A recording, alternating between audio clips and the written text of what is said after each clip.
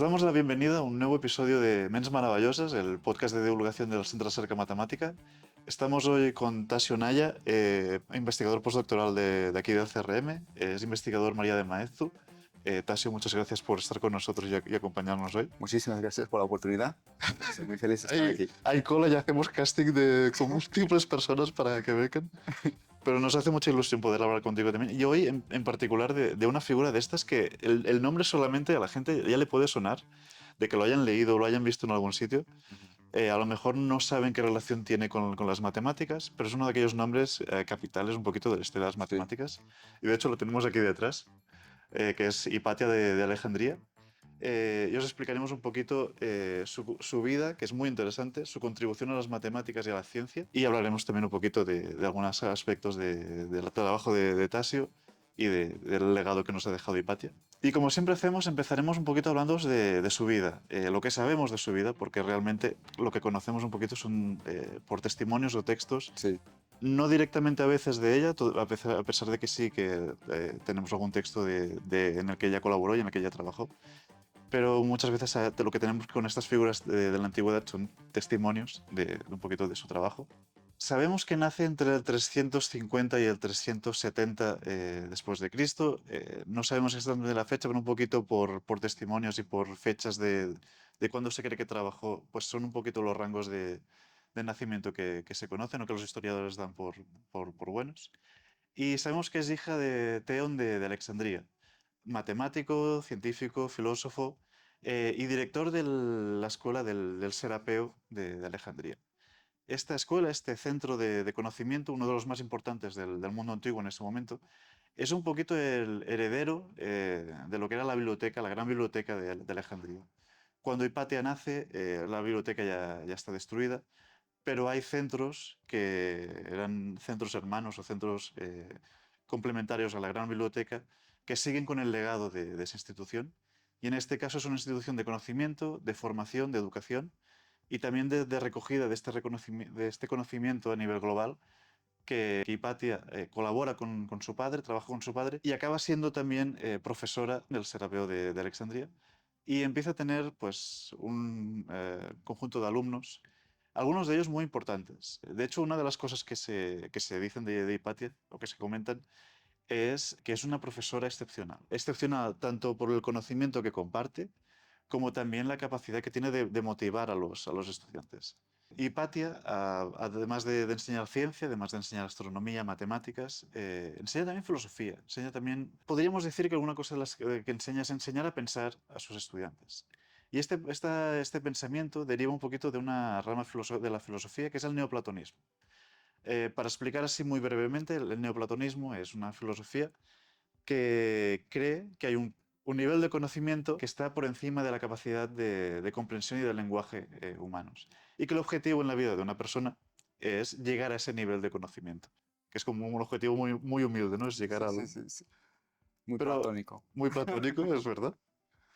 Y esa es un poquito la base de la filosofía que ella pues, enseña en sus clases. Y esa filosofía va acompañada de conocimiento científico, conocimiento matemático, como veremos, pero es un poquito en esa época no hay tantas fronteras entre las capas de conocimiento, sino que las matemáticas, la filosofía y otras ciencias se enseñan en la misma clase y no hay tanta Ujú. distinción. De hecho, de esto te quería comentar también, porque hoy en día, por ejemplo, tenemos más tendencia a lo mejor a hacer una cosa más segregada. Sí, sí, sí. Esto es algo que, bueno, hay algunos esfuerzos que hacemos hoy en la pedagogía moderna de intentar que los alumnos desde pequeños tengan algunas oportunidades más que, bueno, yo cuando fui a la escuela, en el colegio era todo muy separado y ahora intentan al menos tener algunos proyectos más horizontales y a Mm. veces mismo intentando mezclar las edades de los alumnos. Pero esto Sí. es un poco el papel de matemática en cuanto a un lenguaje que permea mucho de la ciencia de campos Mm. diferentes, que permitir a la gente de se comunicar y bueno, también intentar quebrar, creo que como los matemáticos, es un poco nuestro papel intentar ayudar a bajar las barreras. De hecho, es una cosa muy inherente a las matemáticas, ¿no? La colaboración con otros campos. que en esa época ya se hacía. Es decir, no es la interdisciplinariedad, que es una palabra que hoy está muy de moda, no es una cosa que hayamos inventado ahora, sino que en esa época en Alejandría ya existía, ¿no? El combinar diferentes campos del conocimiento. Sí, el natural es que las cosas empiezan juntas. Cuando el conocimiento crece, queda un poco más complejo, empezamos a compartimentar las áreas, pero esta es bueno, una división artificial. Sí. Como hemos dicho antes, una de las cosas que se destacan de Hipatia, de la gente que la conoció, de los textos y testimonios que nos han llegado, es que es una profesora excepcional como educadora y como divulgadora de la ciencia. Y de hecho, de todo el Imperio Romano llegan alumnos específicamente para estudiar con ella. O sea que tiene un renombre y una fama que van más allá de Alejandría. Y entre otros, por ejemplo, tiene alumnos tan notables como Sinesio de Cirene, que es un pensador y un filósofo cristiano. Como él, había otras figuras de aquella época que específicamente iban a Alejandría para poder conocerla y estudiar con ella. Ujú. O sea que era un poquito, ya era un referente en aquel momento, no es simplemente que la hayamos recuperado con una perspectiva histórica.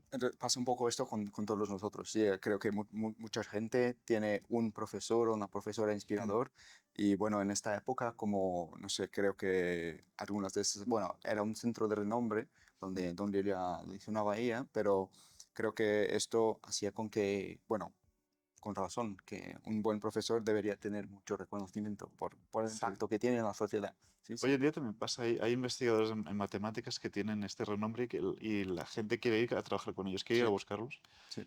Y es un poquito también no es una cosa de la globalización actual, sino que en esa época también pues ya se daba un poquito. Exactamente. De hecho, esto es una cosa que a mí a veces sorprende que ya me preguntaron que esto de la ciencia no es justo descubrir, es también quebrar prejuicios propios. Entonces es como es un mundo muy sorprendente. Mm. Estamos siempre encontrando nuevas maneras de ver las cosas y empiezas el día creyendo en una cosa y terminas el día descubriendo que había todo un ángulo que te Mm. faltaba. Sí.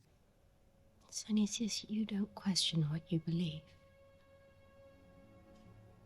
You cannot. I must. Y muchas veces es esta interacción con la gente, de encontrar esta Exactamente. figura del profesor o de la persona que a lo mejor está un poquito más avanzada que tú en la carrera o en Sí. tu campo de conocimiento y que te permite abrir como decías tú, este abanico de nuevas visiones sobre los temas. Sí, sí, bueno, creo que a la enseñanza en este aspecto, en todos los niveles, desde básico hasta la investigación, porque hay enseñanza en investigación, vamos a congresos para aprender lo que los otros hacen, es fundamental para la investigación, porque cuando intentas de explicar algo para una audiencia que quizá no viene del mismo sitio, de la misma dirección, de los mismos conocimientos que tú, esto es un ejercicio que, bueno, ya hablaremos quizá un poco de esto, pero Mm. es un ejercicio creativo que compensa mucho mismo para la pesquisa, para la investigación. Y de hecho, hay una cosa que a mí me parece siempre muy interesante de la carrera científica, es lo que decíamos, se basa mucho a veces en el ir a encontrar ese mentor o esa persona que te ayuda a avanzar. Siempre me pregunto un poquito de cuando vais a congresos o cuando vais a conferencias o vais a hacer estadas de investigación, sobre todo cuando estáis en los momentos iniciales de vuestra carrera y os encontráis a esa figura que es el top de vuestro campo, Sí, sí. ¿cómo es esa interacción? ¿Hay distancia o lo que os encontráis es lo contrario, una recepción de interés de ayudaros?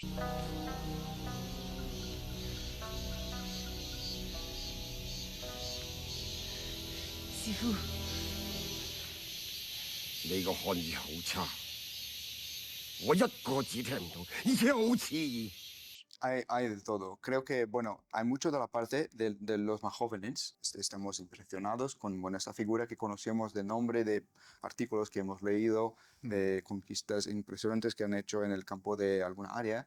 Pero mi experiencia es que muy generalmente la gente es muy abierta. Sí, bueno, esto depende del tamaño de la área, porque, por ejemplo, un pesquisador en una área que es muy grande no tiene cómo conocer a todos los que empiezan, Mm. pero cuando entramos en una área un poco más restricta o un campo más nuevo de pesquisa, Ya hay, bueno, no sé, combinatoria, que es una de las áreas de mi trabajo, es un campo más joven, no tiene centenas de años, mismo si podemos trazar algunas de las orígenes de problemas hacia Euler hace muchos años. El campo, como lo conocemos hoy, tiene, no sé, 100 años, algo así, o sí, cerca de 150 años. Siempre fascinante cuando ves de un campo que tiene 100 años de vida como alguna cosa muy joven. Sí, It's been 84 years. Pero realmente es el campo de tiempo de la ciencia, es sí, ese. sí, pero si vemos la astronomía como parte de las matemáticas, como lo veían los griegos, entonces, bueno, ahí tenemos Sí, sí. mucho más tiempo. Pero la idea es que, bueno, campos más nuevos tienen también sus estrellas, la gente que estaba en el momento cierto, con las buenas ideas y que trabajando muy bien, logró establecer resultados importantes de un campo nuevo. Y bueno, esto también pasa. Si yo llego a un campo nuevo, veo a esta persona que ha hecho mucho, estoy impresionado, Mm. pero normalmente la gente suele ser muy abordable. Sí, sí. Interesante también de saber para también a los jóvenes que investigadores doctorandos Sí, sí. o incluso antes del doctorado que sepáis que podéis enviar un correo, podéis contactar con la gente Sí. y a partir de ahí pues pueden surgir oportunidades también de colaboración. Y los matemáticos se adoran, les encantan hablar de matemáticas. Entonces, sí. Como estamos comprobando también con estos episodios del Sí, podcast. Volviendo un poquito a la vida de Hipatia, no todo es idílico en Alejandría, de hecho le toca vivir a Hipatia un periodo de la historia de Alejandría bastante conflictivo. Estamos hablando de un momento en el que hay el auge del cristianismo y hay un poquito de fricción, de hecho no un poquito, sino mucha fricción entre el cristianismo y lo que vendría a ser las creencias o las religiones que ya estaban establecidas. Y ella, a pesar de que está en un punto un poquito intermedio, no es una persona que se decante por uno o por otro, ella es, lo que le interesa es educar, es enseñar y es la ciencia, pero sí que tiene relación con figuras públicas de aquel momento en Alejandría. Y tiene una presencia en el espacio, en la esfera pública de la ciudad en aquel momento. Hipatia se vio arrastrada a esta tensión debido a su amistad con Orestes. Orestes era el prefecto romano, una figura política de la ciudad de Alejandría en aquel momento. De hecho, había sido estudiante suyo y tenía una buena relación de amistad, casi se comenta, incluso de consejera de Orestes. Y esto la arrastró un poquito este conflicto porque había otra figura importante, Cirilo, el obispo de Alejandría, que estaba en conflicto con la figura de Orestes. Había una lucha por el control de la ciudad y Hipatia se vio arrastrada un poquito por esta relación que tenía con Orestes, hasta el punto de que los cristianos la veían como una figura influyente eh, en Alejandría. Este hecho acabó teniendo un final trágico y es que Hipatia acabó siendo asesinada por seguidores de Cirilo debido a esta influencia y debido un poquito también a su rol como defensora de la ciencia, que en ese momento se veía como una cosa un poquito contraria al pensamiento cristiano. Es en el año 415 cuando Hipatia es asesinada. Hay muchos relatos sobre lo que sucedió en ese momento, con su asesinato. Se comenta que un grupo de seguidores de monjes eran seguidores de Cirilo cogieron y la mataron. El cómo y la motivación hay bastantes opiniones. Lo que parece claro es que es un acto de intolerancia hacia el conocimiento y un poquito hacia esta figura científica y del conocimiento que había en Alejandría y un poquito para intentar silenciar esta voz. Este hecho, la muerte de Hipatia, marcó un punto de inflexión. Por poner un ejemplo, el Serapeo acabó siendo tomado por el cristianismo, por los cristianos en Alejandría, y figuras que se consideraban, o centros que se consideraban de veneración paganos, acabaron siendo o destruidos o profanados durante esa época.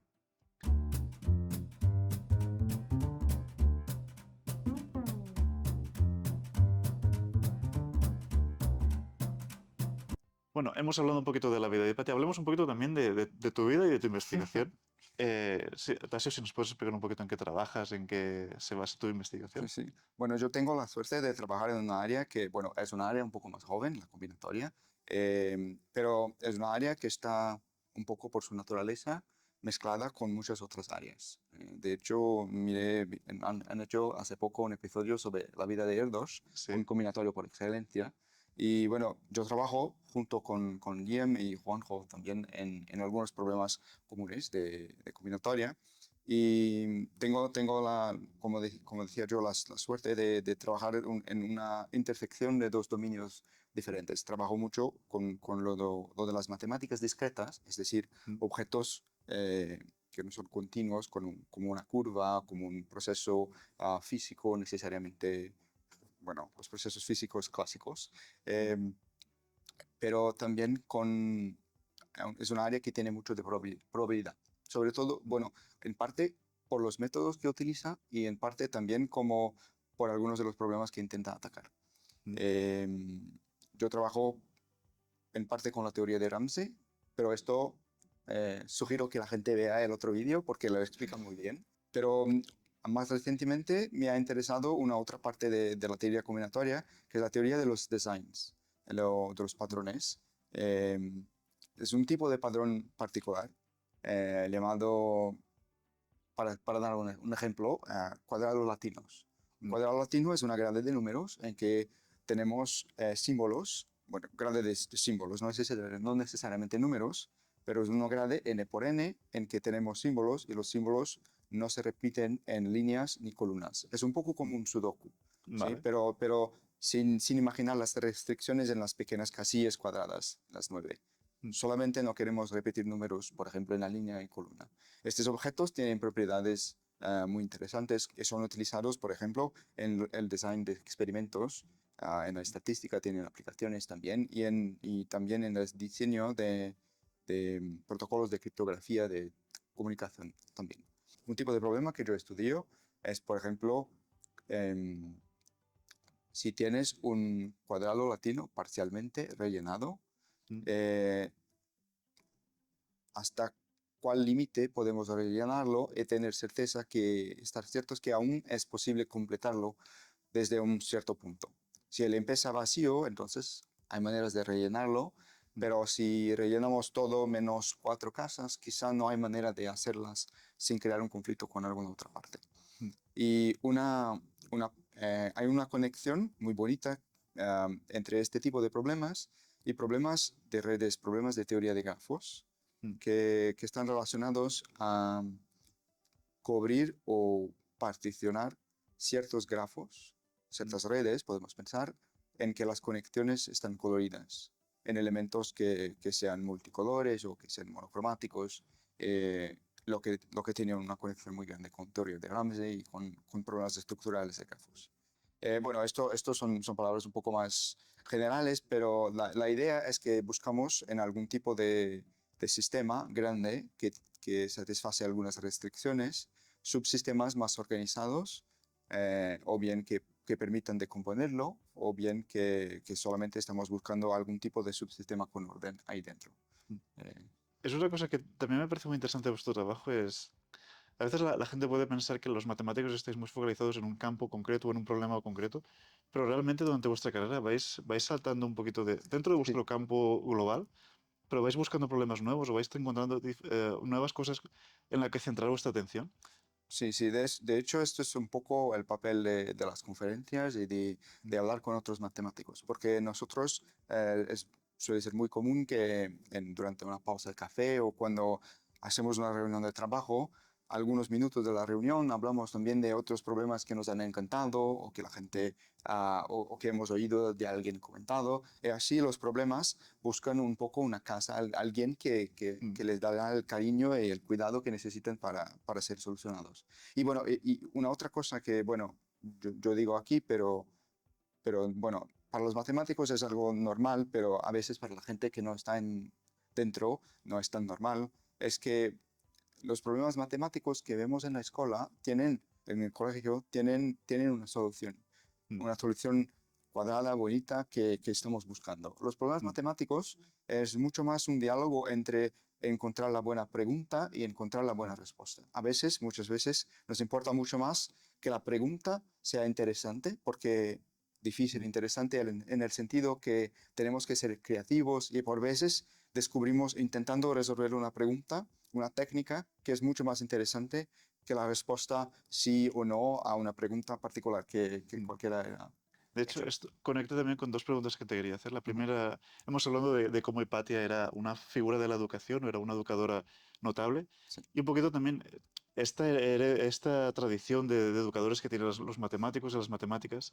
Hoy en día, ¿cómo crees qué papel crees que los matemáticos juegan en educar? Sobre todo teniendo en cuenta que estamos en un mundo muy desarrollado tecnológicamente. Sí, yo creo que una de las fuerzas de las matemáticas es la idea, bueno, el pensamiento científico en general tiene esta base de eh, ¿qué es lo que la ciencia estudia? Son afirmaciones, ideas que se puede falsificar, que se puede intentar de demostrar que no son válidas. ¿Sí? Mm. Si yo hago una afirmación que no se puede testar, por ejemplo, ejemplo canónico, la existencia de Dios. Which one? What do you mean? Well, Zeus, Who? Greek god, or Ra, or Ganesh, No, not those ones. The real one in the Bible. Yahweh. Em, entonces, no hay mucho que la ciencia pueda hacer de esto, sino podemos intentar, hasta que sepamos cómo podemos intentar falsificar una afirmación, Mm. no estará en la ciencia de manera genérica, ¿sí? En las matemáticas tenemos esto mismo, pero bueno, las matemáticas tienen está muy destilada esta idea de que estamos buscando siempre cuál es el ángulo que nos falta para comprender un problema. Mm.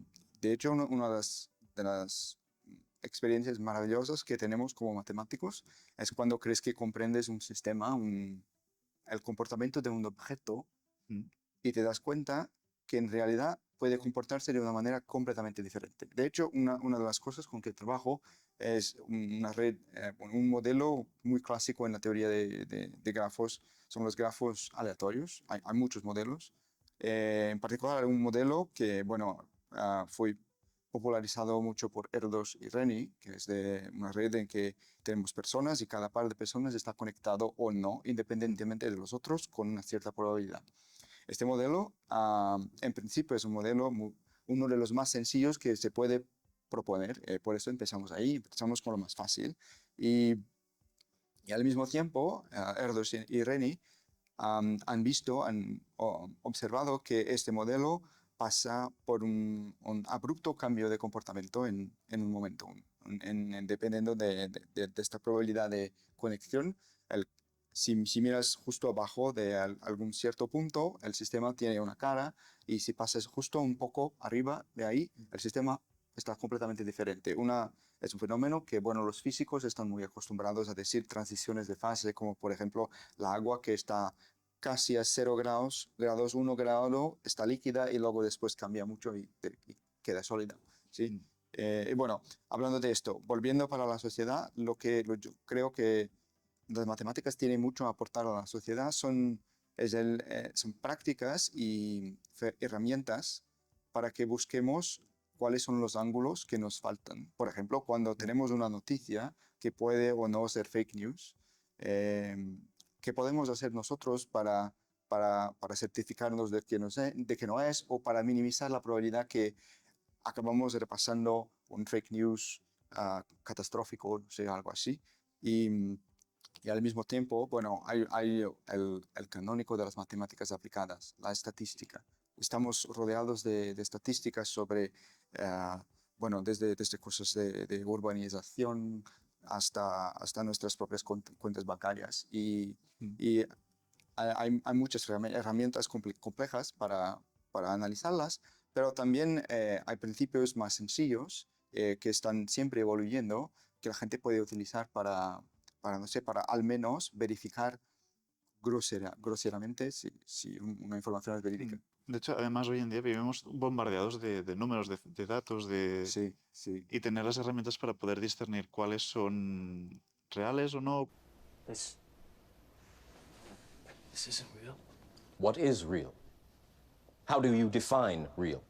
Y bueno, este es un ejemplo que me gusta mucho dar. Hay un efecto, no sé cómo se llama, pero la idea es que en inglés se llama el survival bias. Que si hacemos preguntas a personas que, por ejemplo, obtuvieron mucho suceso en sus carreras, estamos obteniendo una muestra muy reducida y parcial de la información que tenemos. Y esto, junto con la frase conocida que correlación no implica causalidad, es que si estamos mirando vídeos en el YouTube de personas que son millonarias y que por algún acaso los millonarios que posten vídeos en YouTube son todos americanos, podemos pensar que los Estados Unidos son el país para devenir, para quedarse millonario. Tenemos que ir ahí porque ahí están las oportunidades, porque todos los millonarios que vemos son americanos. What happened to the American dream? What happened to the American dream? It came true. Pero puede ser justo que los franceses publican vídeos en otro sitio o que no publican vídeos. Sí, sí. Y bueno, este tipo de herramientas, yo creo que una familia, cuando estamos más acostumbrados a utilizarlas, inmediatamente cuando nos viene un número, cuando nos viene no un número necesariamente, una información, esto está asociado a esto, chocolate causa, no sé, esto. Y inmediatamente vienen preguntas. ¿En qué escenario fue esto testado? ¿Sí? Esto es para la gente joven, esto es para la gente que come chocolate pero no se ejercita, no sé, por ejemplo, sí. Hay un punto de pensamiento crítico que es muy inherente a las matemáticas y también hay otro concepto que a lo mejor no se asocia tanto con las matemáticas y que de hecho he salido antes también hablando, que es la creatividad. Así. Y de hecho, en lo que hemos dicho antes también, de que en la época antigua no había esta separación de matemáticas o ciencia con el arte, por ejemplo, con la filosofía y con el arte. Y te quería hablar un poquito también esto, el componente de la creatividad en las matemáticas y esta relación un poquito con el arte, que a veces hoy en día no la vemos tan evidente porque no la vemos tanto en la educación, no la vemos tanto en el colegio, pero que realmente existe y que sigue estando ahí. Sí, sí, esto es un tema que, bueno, yo podría hablar por horas, pero tenemos un límite aquí. Creo que tenemos Pero- 3 horas de... Perfecto, perfecto. Pero las matemáticas en realidad yo las veo y creo que los matemáticos las ven como una área de conocimiento que requiere mucha creatividad. De hecho, yo no veo esto tan diferente como, por ejemplo, el trabajo, el arte de un músico que, bueno, por detrás de una pieza muy bien ejecutada, tiene años de entrenamiento técnico para poder hacer arpegios y no sé qué otro estribillo, no sé qué puede hacer, que es una técnica difícil que tiene que dominarla y todo esto. Entonces las matemáticas, un poco como la música, como el pintor que tiene que aprender algo de química a veces, como sabemos que yo creo que Van Gogh hacía sus propias tintas y tenía conocimientos de química para hacerlo. Y bueno, con estas cosas tenemos siempre un componente técnico que es necesario para llegar a un objetivo que tenga algo de estético. De hecho, hay una frase un poco conocida de un matemático inglés, Hardy, que dice que no hay espacio en el mundo para matemáticas feas. Pero bueno, esto se puede discutir, ¿sí? Hay el punto es que hay una estética en cada campo de matemática y que va evolviendo con los años y con las prácticas. Algunos argumentos, a los matemáticos les encantan argumentos sencillos y argumentos que tienen como que en una historia, un plot twist, algo que no te De hecho, esperas. no es solamente encontrar la prueba de ese problema, sino que esa prueba, es lo que decías antes, sea lo más perfecta o lo más bonita posible. Sí, sí, sí. Bueno, una mezcla de simple, las matemáticas como la ciencia es una actividad humana. Entonces, tenemos personas que están intentando resolver un problema o están hablando de algún tópico y la gente tiene en común un contexto, una cultura. Entonces, hay muchas técnicas que son conocidas de los matemáticos. Entonces, la gente va a intentar lo que es más sencillo, lo que parece ser un abordaje propio para este tipo de problema. Entonces las cosas más inmediatas, más obvias, son intentadas luego de cara. Y si un problema resiste un tiempo, como muchos de los problemas que propuso Erdos, por ejemplo, es decir que para resolverlos, quizá lo que hace falta, bueno, o bien una herramienta que no existe aún, pero a veces, como pasa con cierta frecuencia, es un ángulo nuevo. Entonces es un proceso altamente creativo, a veces utilizar probabilidad de una manera diferente o a veces demostrar que el problema es en realidad un dibujo en un espacio geométrico o algo así. Y lo que quería mencionar también es hay un ensayo que han escrito a un matemático, creo que americano, Paul Lockhart, que se llama El lamento de un matemático. El que me encanta en este ensayo es que justamente empieza con dos historias. La historia, bueno, no verídicas, imaginadas, pero la historia de un músico que tiene una pesadilla, que en su pesadilla el enseño de música era considerado como extremadamente importante en la cultura y el desenvolvimiento de la gente. Y entonces era obligatorio en todas las escuelas, pero como es un tópico muy avanzado, muy complicado, la gente tiene que aprenderlo paso a paso. Y bueno, ¿cuál es la notación musical? Cómo la música está siempre almacenada en textos con notación musical. Pasan años los alumnos a aprender cómo escribir, a teoría de armónicas. Las partituras, las solfeo. partituras, exactamente, y todo esto. Pero tocar música, oír música, esto es demasiado complejo, solamente lo hacen en la universidad o después en la investigación. Y bueno, se despierta el músico, qué pesadillo, cómo es eso, un mundo sin música. Y bueno, claro que si la gente está enfadada a copiar símbolos musicales por años y años, nadie quiere saber de música cuando es adulto.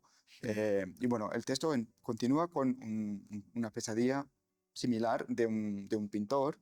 Y luego, bueno, la idea es justamente decir que, bueno, esto parece ridículo, imaginar que alguien enseñaría música sin tener instrumentos, sin que la gente... Pero con las matemáticas es lo que pasa. De hecho, lo que nos Exactamente. enseñan en el colegio, en el instituto, es la parte menos divertida de las matemáticas. Exactamente, exactamente. Esto, de hecho, esto tiene dos efectos. Uno de ellos es, bueno, el general y creo más maléfico, es que la sociedad tiene una cierta alergia a las matemáticas. Alergia es exagero, pero hay mucha gente que intenta decir, bueno, las mates no soy muy bueno. Y queda ahí el sujeto. Una cosa que hacemos muchas veces es relacionarlo con los deberes, ¿no? Sí. Pero al mismo tiempo, lo que nos enseñan en el instituto es la base, lo que necesitas, es lo que decías antes, es el solfeo, es aprender solfeo para poder componer música. Lo que pasa es que no nos dejan hacer la parte de componer, que es la Sí, parte sí. divertida. Sí, yo creo que un poco necesitamos de una mezcla de las cosas, porque la técnica es fundamental si queremos ejecutar una pieza de música bien o resolver un problema de matemáticas. Si no sabemos sumar, esto va a ser un problema, una dificultad muy grande a pasar. Pero al mismo tiempo, la gente, bueno, hay escuelas de pedagogía que dicen, bueno, la gente aprende lo que suele pensar que es útil. Lo que tiene, o al menos algo que, no sé cómo decirlo, pero que se conecta con alguna otra cosa que está presente en la mente de la persona o en la vida de la persona. Y yo creo que las matemáticas tendrían todo para tener esto de muchos lados, porque esto del lamento de lo matemático dice justamente esto de que las matemáticas tienen esta danza entre la pregunta y la respuesta. No estamos necesariamente tan interesados solamente en responder a, por ejemplo, hay un matemático muy famoso, Gauss, también combinatorio, que ganó la medalla Fields, que hizo un par de clases con alumnos muy buenos de colegio de matemáticas, pero tuvo un abordaje que yo pienso es muy bueno. El que propuso a los estudiantes fue, bueno, el siguiente problema matemático. Si yo hoy sueño que mañana voy a encontrar un perro y que me voy a llevarlo a casa, ¿cuál es la relevancia de esto? ¿Cuál es la probabilidad que esto va a pasar?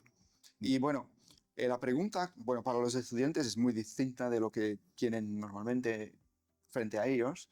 Esto suscitó inmediatamente mucha discusión, la gente diciendo los sueños no cuentan para nada, y otros diciendo que no, que yo tuve una experiencia de esto. Y la idea es verificar cómo podemos primero pasar de impresiones personales a algo que podemos intentar falsificar. ¿Cómo podemos traducir un problema que no está bien definido a un problema que podemos intentar resolver o intentar con nuestra lógica, con nuestro raciocinio, con experimentos quizá, obtener más conocimiento sobre?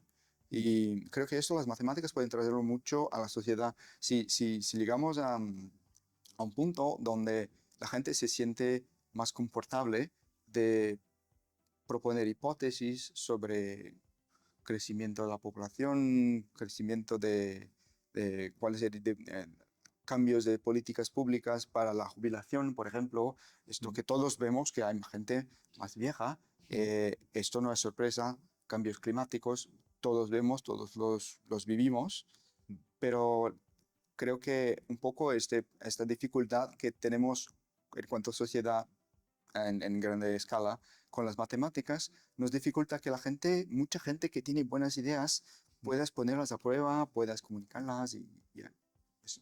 Al final son herramientas para poder entender un poquito mejor el mundo donde vivimos y poderlo Ujú. trabajar y poderlo incluso, lo que decíamos antes, o hacer planificaciones más acuradas, más exactas. Un otro efecto que pasa, que también tenemos que cuidar si queremos que las matemáticas sean más saludables, es decir, en la sociedad, sería algo como que desmistificar esto de que las matemáticas son de alguna manera intrínseca un- una autoridad. Hemos visto esto mucho con eso de los algoritmos que sugieren cosas, hacen sugerencias de vídeos que ver, pero también sugerencias de cuántos años o cuánto tiempo una persona podría quedar sin cometer un delito de nuevo. Hay un libro muy interesante que se llama, am, voy a intentar traducir. Bueno, el título en inglés es Weapons of Math Destruction, armas de destrucción Matemática. matemática, pero hay Es un un muy juego buen título. Sí, sí, sí, que habla de cómo no solamente la matemática, pero los algoritmos, si utilizados sin conocimiento, y podemos pasar a esto hablando de la IA también, si no tenemos cómo verificar el trabajo que estas herramientas hacen, entonces estamos en una situación de mucho riesgo. Y bueno, la verdad es que hemos visto problemas con carros Tesla, problemas de, bueno, la gente se divierte a encontrar respuestas completamente sin sentido del chat de GTP también. Y bueno, lo que pasa es que sí, a veces encontramos algunas respuestas que son completamente fuera de la realidad. La verdad, también puede pasar que a veces tenemos respuestas que son solamente un poco allá de la realidad y no lo saberemos, ¿sí? Si no lo verificamos.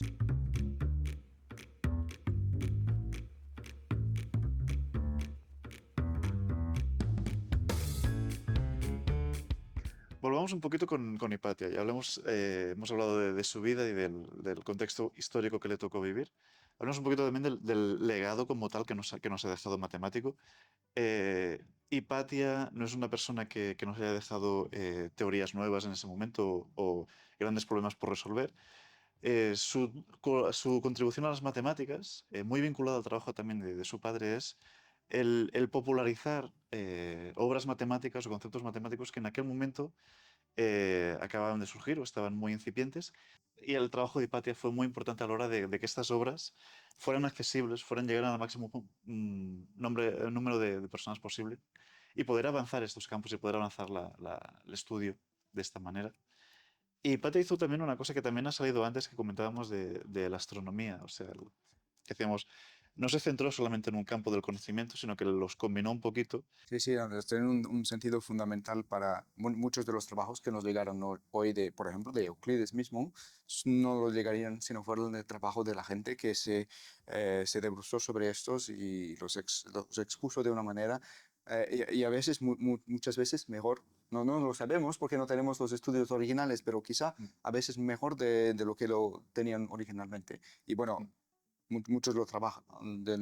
Bueno, Euclides nos llegaron principios de algoritmos, principios de deducción lógica de pruebas y todo esto que son importantísimos para la matemática que tenemos hoy.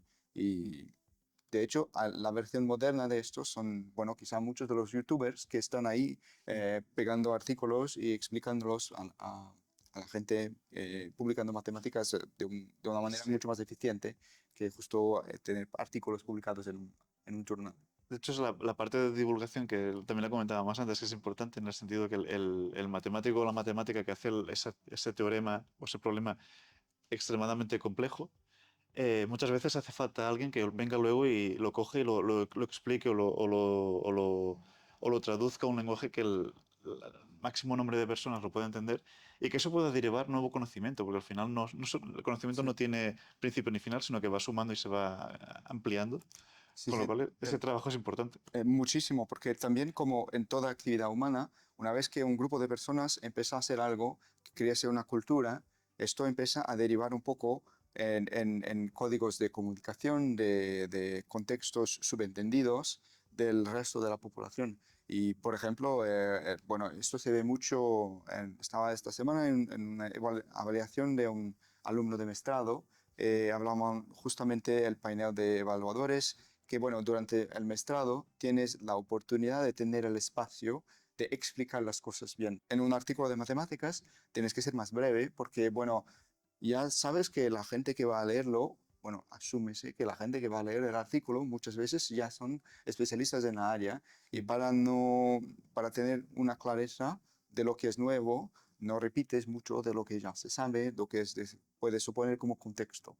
Pero en una tesis de mestrado puedes expandirlo más y esto aún estaría muy lejos de lo que sería la comunicación que podemos hacer con una persona que encuentras en el supermercado para explicar un problema en que trabajas. Sí, este trabajo es casi un trabajo de traducción, pero de traducción, es decir, justo para poner en términos que no sean ya codificados en este lenguaje particular, que los matemáticos bueno, desenvolvemos porque es práctico, porque hablar 50 palabras es más difícil que hablar dos. Desde las matemáticas, Hipatia también llegó a las contribuciones de Apolonio de Pérgamo a la geometría y en particular a la geometría cónica y cómo se relaciona esto un poquito al entender mejor el movimiento de los cuerpos celestes.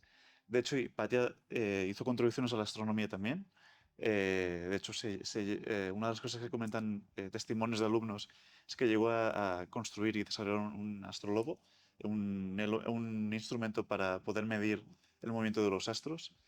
Con lo cual es un poquito estas matemáticas también aplicadas, un poquito la astronomía Sí, un poco de ingeniería también, y un porque poquito de ingeniería. equipamientos de precisión que son, eh, bueno, no sé cuánto de precisión porque nunca he utilizado un astrolabio yo mismo, pero tiene que tener alguna precisión si vamos a utilizar para medir algo. Mm. Sí, bueno, sí, esto es algo que creo que quizá, bueno, yo espero que yo veré volver un poco a la escuela y a la sociedad, esto de mezclar la aplicabilidad, las ideas teóricas y también de buscar desde la... Porque la realidad es que el mundo está rellenado de problemas interesantes. Muchos de ellos tendrán ramificaciones matemáticas que pasarán del interés justo para la sociedad, pero un interés intrínseco para las matemáticas, por presentar, como decía antes, esto que a los matemáticos nos encanta, sistemas que tienen comportamientos inesperados.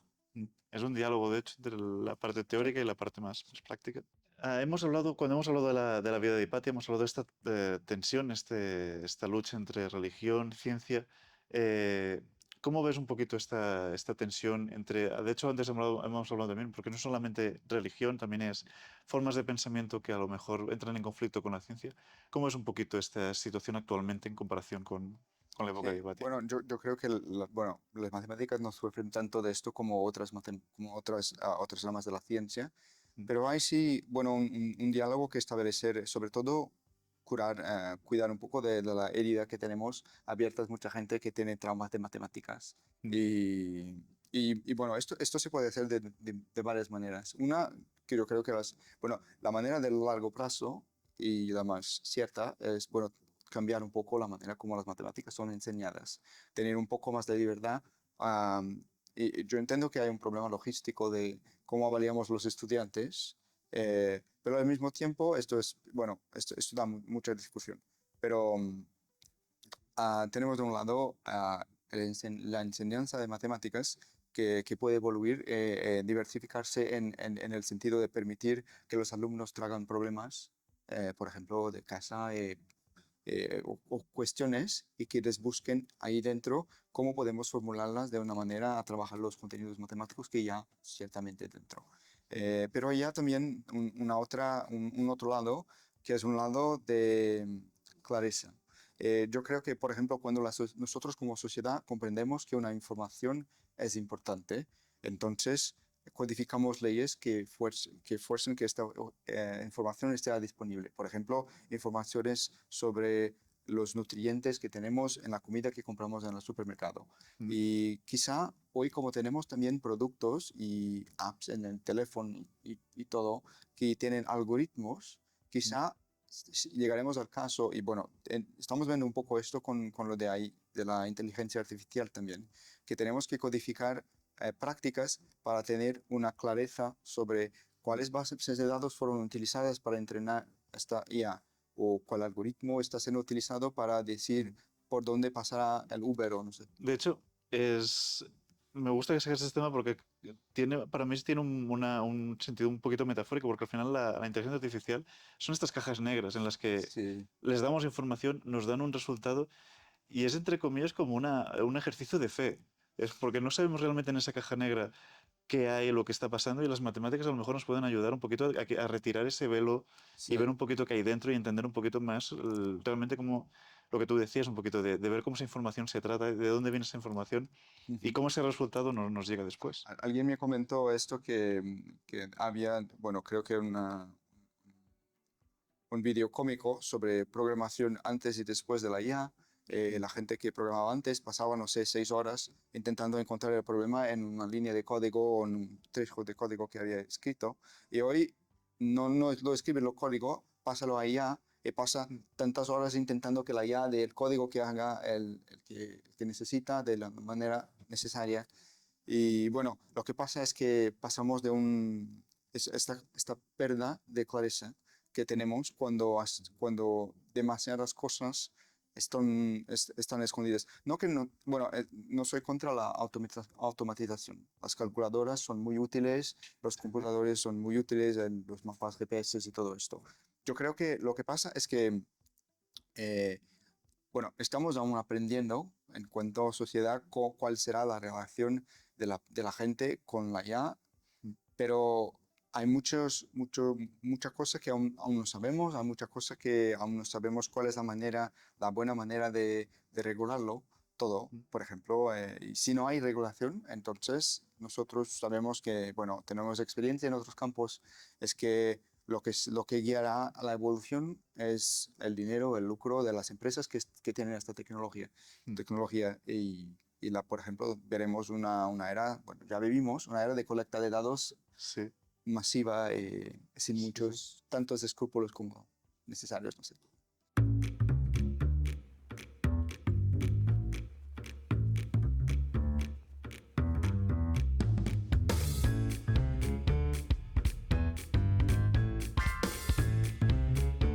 Para acabar, siempre nos gusta recomendaros lecturas para poder profundizar un poco más en la figura histórica. Hipatia, tenemos la suerte de que hay muchas obras para poder conocer su vida.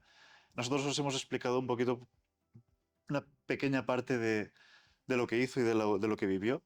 Así que os recomendamos también que exploréis un poquito más su vida. Y para hacerlo hay varias obras y libros y otras obras que os podemos recomendar. Una es Hipatia, la gran maestra de Alejandría, de Víctor García Tur. Es una exploración un poquito literaria de su vida y de su legado, para poder conocer un poquito más sobre ella. Hay otra novela, otro libro que se llama Hypatia, Mathematician, Philosopher, Myth, de Charlotte Booth.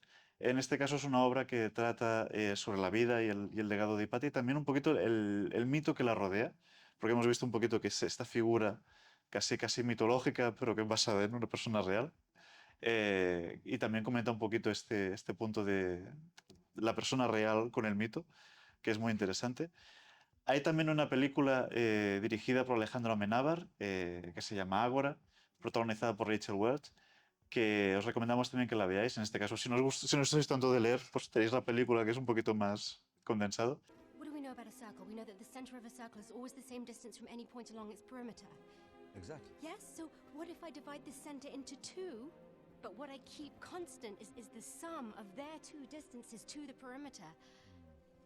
Oh, all right, look, I'll show you, watch. En este caso, la película trata también sobre el contexto histórico en Alejandría, de este conflicto que hemos comentado antes entre el cristianismo y las religiones paganas de la época, y sobre todo de Hipatia como esta figura que defiende el pensamiento crítico en un momento en el que la religión pues, cobra más importancia. Hay también dos libros más, perdonad que lo lea porque si no nunca me acordaré de los nombres. En este caso hay un libro que se llama La luz de Alejandría, de Pilar Gil, que se trata de un libro infantil dedicado a los niños, un poquito también para popularizar la figura de Hipatia. Es un libro ilustrado que es muy chulo y que lo podéis, pues si tenéis algún hijo o alguna hija o algún niño en la familia a la que queréis hacer llegar esta figura, pues también tenéis este recurso. Y luego también os quería comentar hemos dicho Hipatia, es este nombre que se ha convertido un poquito en símbolo del conocimiento y de la mujer en la ciencia. Y hay una misión de científicas catalanas que se realizó hace un par de años en el desierto de Utah, donde fueron a simular las condiciones de una expedición en Marte, que se llamó la misión Hipatia. De hecho, recientemente este año han estrenado un documental sobre esa experiencia para poder compartir un poquito el trabajo que hicieron en esa misión y poner de relieve también el papel de la mujer en la ciencia. Son, creo que 8 o 9 científicas de varios ámbitos, había también de las matemáticas, y podéis conocer un poquito más del trabajo que hicieron y un poquito más de su contribución científica. Y creo que Tasio también tienes algunas recomendaciones que hacernos. Sí, sí, sí. Yo te haré algunas recomendaciones de libros que traten justamente o bien de la relación entre matemáticas y la sociedad o bien de cómo conceptos matemáticos pueden nos llevar a conclusiones muy diferentes. Bueno, uno de ellos tuvo mucho suceso hace algunos años. Es un libro de Steven Levitt que se llama Freakonomics. Creo que el título es Freakonomics también en castellano. Que habla justamente de ángulos que no vemos cuando miramos a información estadística. Es una parcería fue escrito en una parcería entre un jornalista y un estadístico. Es muy fácil de leerlo muy rápidamente. Bueno, yo ¿Lo lo tenéis en la descripción del vídeo también? Sí. De hecho, bueno, un otro que bueno, hemos hablado, no sé si antes o durante el vídeo, que es un libro que se llama Weapons of Math Destruction, Armas de Destrucción Matemática, de Cathy O'Neill, que habla justamente de los algoritmos y cómo a veces, si no tenemos un poco de conocimiento sobre cómo estas cosas funcionan, podemos utilizar la herramienta de una manera incorrecta y tener resultados desastrosos. ¿Sí? Quizá por fin hay un otro libro, esto de Leonard Mlodinow, que se llama The Drunkard's Walk, How Randomness Rules Our Lives. En castellano, El andar del borracho, como el azar gobierna nuestras vidas, que habla justamente de cómo factores aleatorios tienen una influencia que muchas veces pasa despercibida. Nosotros como seres humanos tenemos una intuición probabilística muy flaca. Y habla de eventos que a veces la gente encuentra razones por cosas que quizá se pasen justo gracias al azar. Pero bueno, creo que estos tres estamos bien. Sí, tenemos que leer tenéis deberes para poder profundizar más en el conocimiento sobre Hipatia y sobre las matemáticas, o sea que tenéis ahí para... Además, como se acerca Navidad, esto lo estamos grabando a las puertas de Navidad, así que también para posibles regalos de Navidad y de Reyes. Buenas inspiraciones. Muchísimas gracias, Tasio, por tu tiempo, por acompañarnos y por las recomendaciones también literarias. Muchas gracias, Pau, por la charla, fue muy chula, por lo mucho que aprendí también de Hipatia con esta charla y con la oportunidad. Y gracias, Hipatia, por las matemáticas que nos ha hecho venir hasta nosotros. Yo me lo he pasado bien, espero que también que los que nos habéis visto o escuchado también lo habéis disfrutado. Por nuestra parte, nada más, invitaros a que veáis los demás episodios también y que veáis los que están por venir. Y que si tenéis cualquier pregunta, duda o cosa de la que querríais que hablaran los matemáticos del CRM, pues también nos la hagáis llegar y nosotros se la trasladaremos también para ver si podemos daros respuestas. Nada más, hasta la próxima. Adiós. Chao.